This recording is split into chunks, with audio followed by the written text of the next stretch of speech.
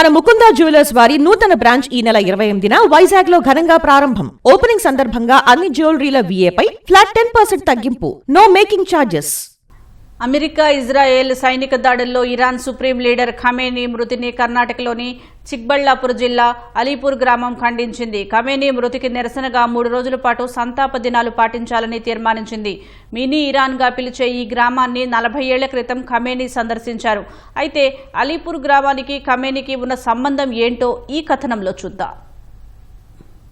America Israel సంయుక్త దాడుల్లో మరణించిన Iran supreme leader Ayatollah Ali Khamenei 40 ఏళ్ల క్రితం కర్ణాటకలోని చిక్కబల్లాపూర్ జిల్లా అలీపూర్ గ్రామంలో పర్యటించారు. బెంగళూరుకు 70 కిలోమీటర్ల దూరంలో ఉండే ఈ చిన్న గ్రామంలో అధిక శాతం షియా ముస్లిం ఉంటారు. మినీ ఇరాన్ గా పిలిచే ఈ గ్రామానికి ఖమేనీ ఇరాన్ కు నాయకత్వ బాధ్యతలు స్వీకరించే ముందు సందర్శించారు. ఖమేనీ మరణంతో ఈ గ్రామంలో విషాద ఛాయలు అలుముకున్నాయి. ఖమేనీ మృతిని ఖండిస్తూ 3 రోజుల పాటు సంతాప దినాలు పాటించాలని అలీపూర్ గ్రామం తీర్మానం చేసింది.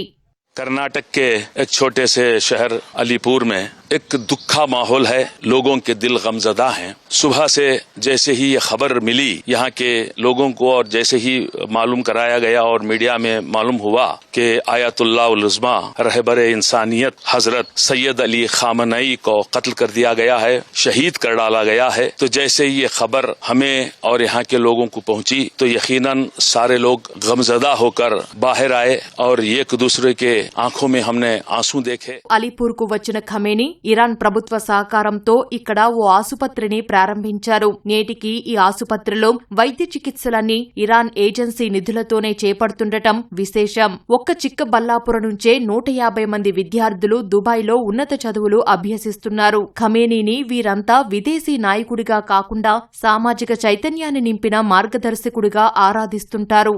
We have lost our great leader, the leader for the humanity, the leader for the justice.